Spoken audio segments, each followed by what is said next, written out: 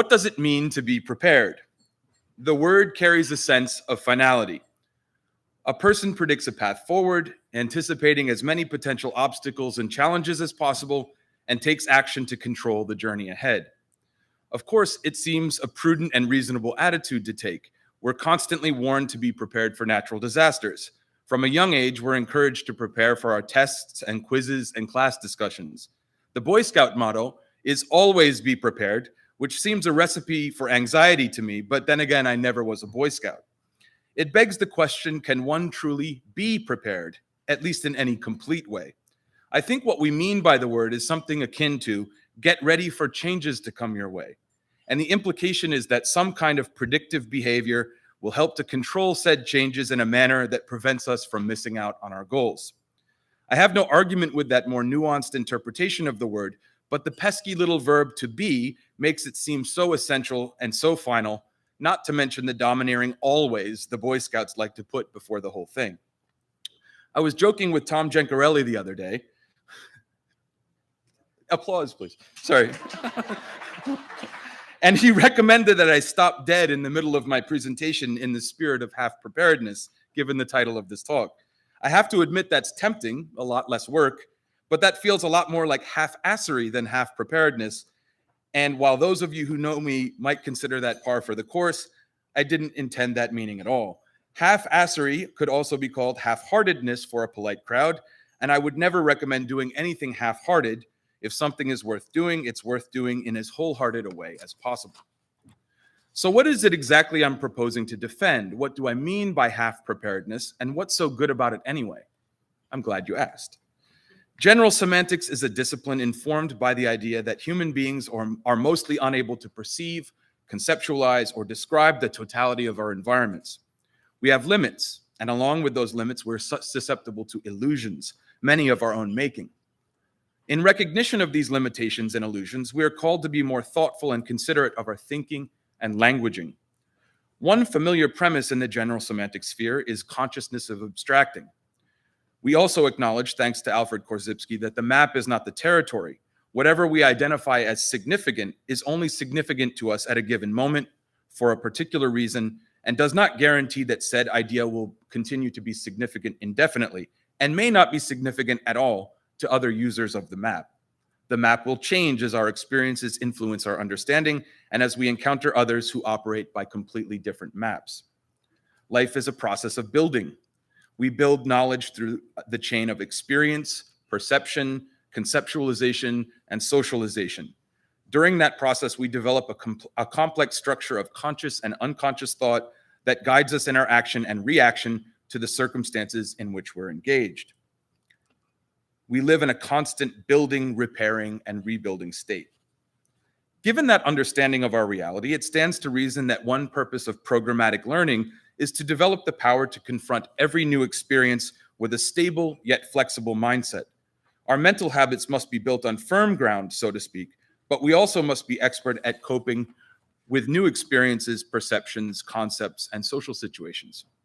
In schooling, with respect to both teacher and student, there is an expectation of completeness in curriculum. There is a syllabus which features short and long-term goals and a fixed means of assessment. Programs of learning begin with a fixed beginning and a fixed end with clearly defined events that mark the way across. It's no mistake that this sort of structure resembles a book with a front and back cover and carefully indexed pages and chapters in between. The mode of education we're most accustomed to following is built on this foundation of literacy, with orality being mostly relegated to a complementary role the further you go in school. This arrangement has served humankind very well in many respects. I don't think I have to enumerate the benefits of literacy to a group as well-read as you, but I think you will perhaps find yourself sympathetic to the notion that treating the pursuit of knowledge like a book is a limiting strategy, however convenient it may be.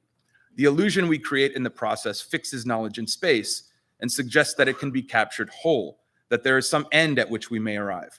If the medium is the message, it seems we have spent the better part of 100 years or more building a system of education that influences our growth and development as if it occurs in a stable and predictable environment. School is nothing if not predictable and stable, at least by design. In this respect, to To prepare is to provide structure, to provide a path, to provide answers of one sort or another, for what lies off the path is discounted as irrelevant or beside the point. Now, of course, some educators defy this logic and approach their craft very differently. Perhaps they're very wise and just a little bit foolish in their approach. There's still an art to bucking the program, going one's own way, freelancing. There's a clear difference between indifference and cleverness in this respect. Opening opportunities to explore beyond the path, educators announce that the value of an education is in fostering flexible and agile mental habits, not fixed in space and time, but ready for change. In this sense, being prepared is counterintuitively connected to being wholly unprepared and vice versa. With this in mind, I've undertaken a sort of adventure with a group of students, inspired to some degree by Postman and Weingartner's book, The Soft Revolution, which argues for greater student autonomy in education. In a course titled Communication in the Future, I've engaged my students with no formal syllabus, no assigned texts, and only the most rudimentary of structures for conducting our business.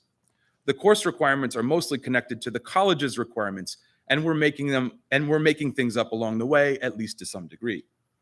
I have to assign a letter grade to each student at the end of the term. We have a fixed meeting time and place, and we must meet for a certain number of course hours. As a part of our digital arts and humanities minor, the students must use digital tools to conduct their coursework, and their final project must also be a piece of digital media. The rest is up to us. So far, the students have decided on a video essay on the subject of communication and the future of health and wellness.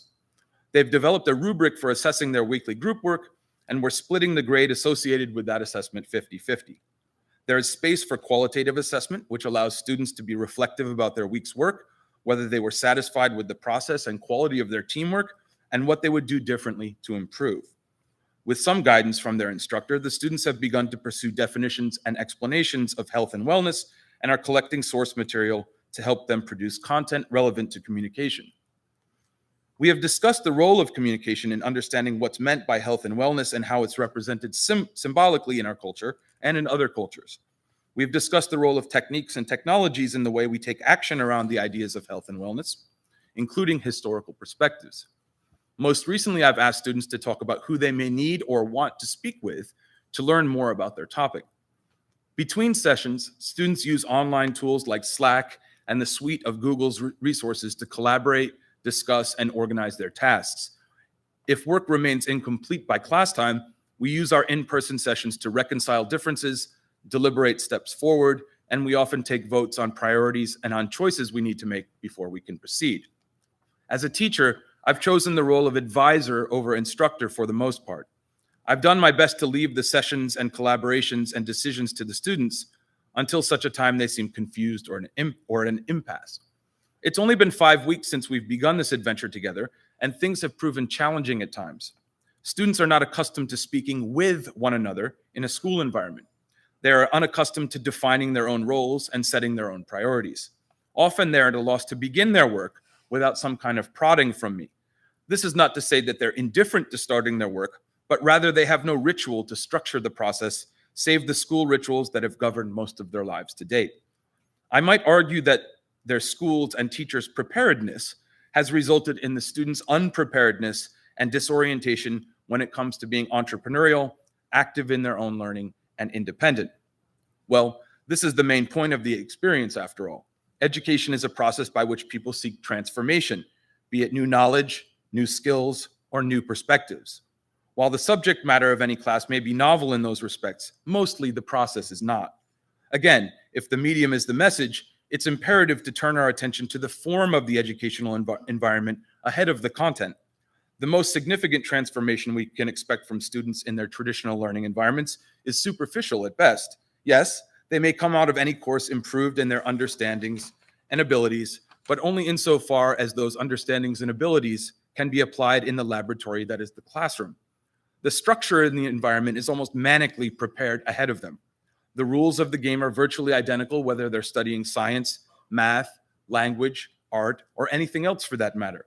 Any differences between these subjects are hardly worth mentioning under the looming structure of the school environment. Unlike Ivan Illich, I'm not advocating for the end of schools. I still believe a semi-cloistered space for learning is a luxury we ought to afford people before they have to begin doing things that count, so to speak. The shape of that environment ought to be up to constant discussion and debate because the world around us demands that we change in order not only to survive, but thrive. If map making in the general semantic sense is a constant process, and that process has been put under the pressure of faster and more volatile media, it stands to reason that the primary responsibility of any education environment is to foster the ability to think critically, flexibly, and independently. It's crucial that people can become aware of the complexities governing their understandings and actions, how they're changing, and which path forward will help to ameliorate the worst consequences of change. It's crucial that people learn to work with one another in a way that respects the group as much as the individual.